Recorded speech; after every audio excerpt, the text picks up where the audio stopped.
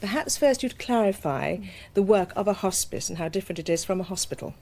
Well, as you said, it's about the quality of life remaining, however long or short that time might be.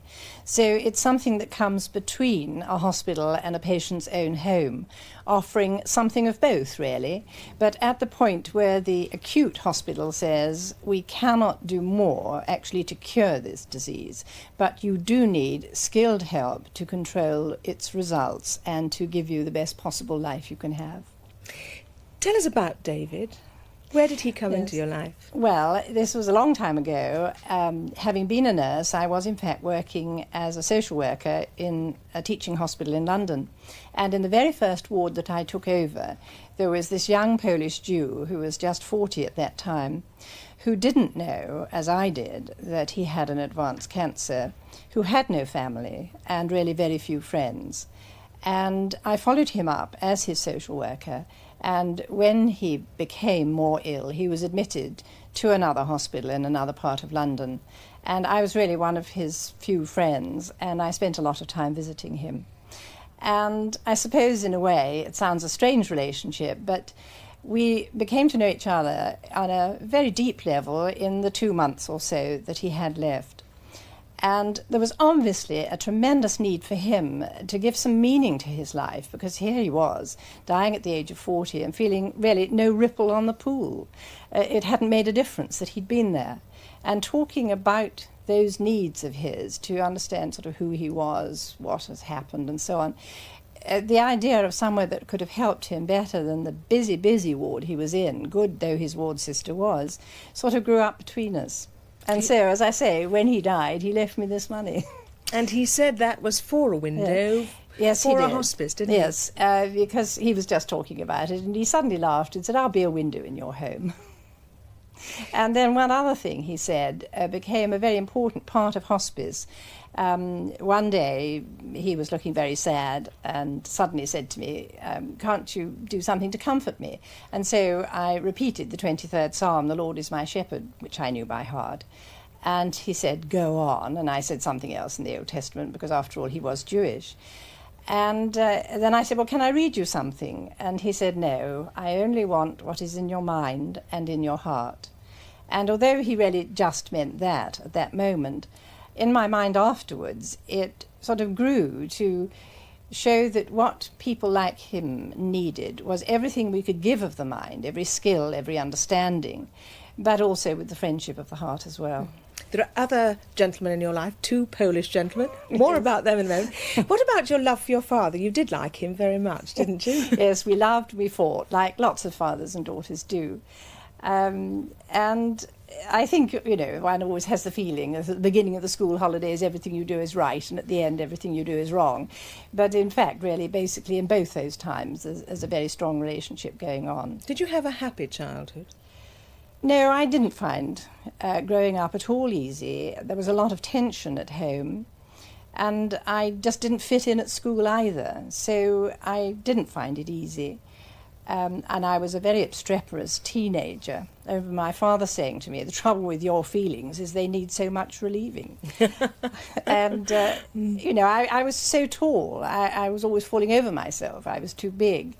But finally, when I really became happy was when I started a nursing training. You have the stature of somebody who looks as though they're a leader. I mean, you obviously weren't a leader in your early days. And were you in your thoughts? Did you know what you wanted to do then?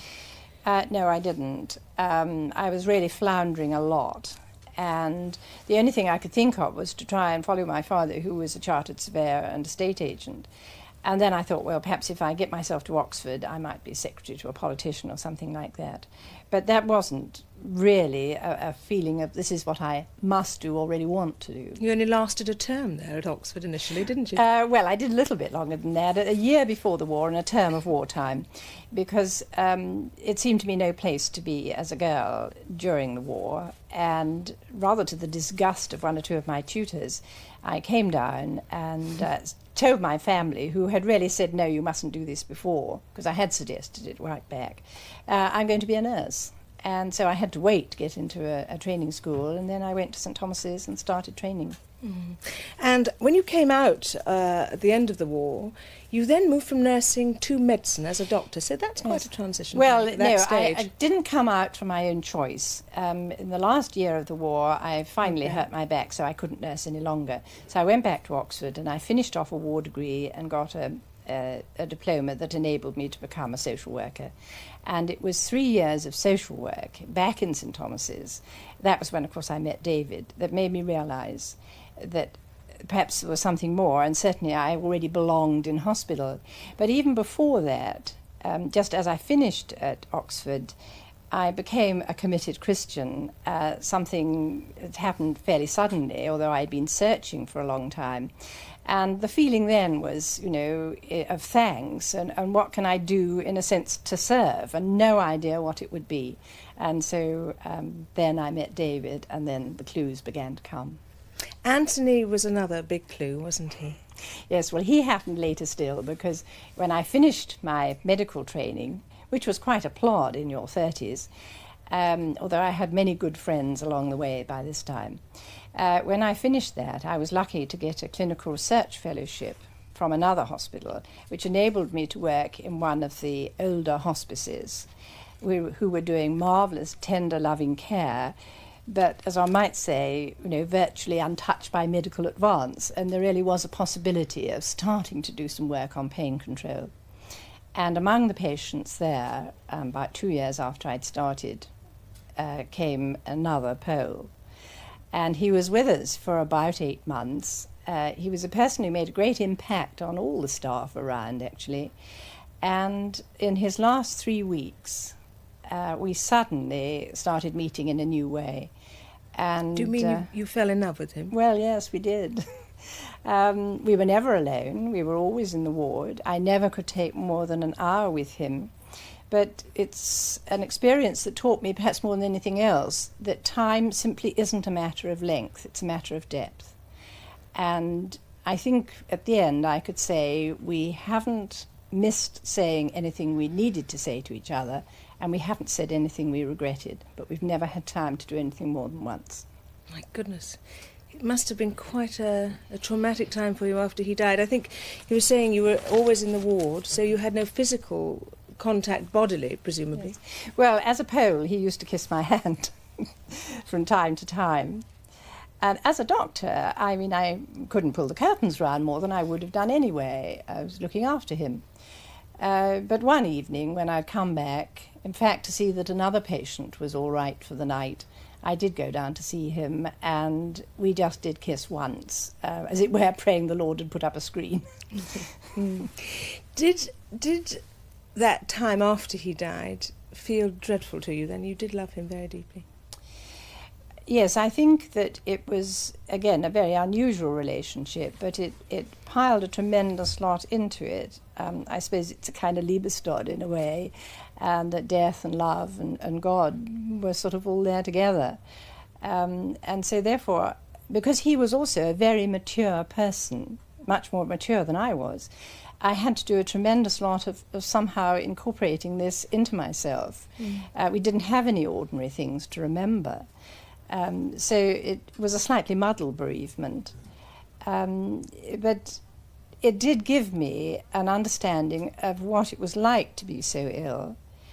And following him through some of the things he said, like when I told him how ill he was, he just said to me, "Was it hard for you to tell me that?" Is it hard for you to tell people, in fact, Yes, now? it is. And I think that gave me a lot of insight, because if it isn't hard, then I think you should hesitate, because you mind very much that you are, in fact, saying what is going to be helpful to that person. Do most people want to know that they're dying? I don't think anybody really wants to know that. Nobody wants to have bad news. But you come to realise by what's happening in your own body, by how people around you are behaving, by the things they don't say as much as by what they do say. But the body has a wisdom of its own. And if you can manage to say yes to the ending of life, almost in the same way as you say yes to the other things that happen in life, then it can open up, and the strengths and the possibilities of that time can be made more apparent.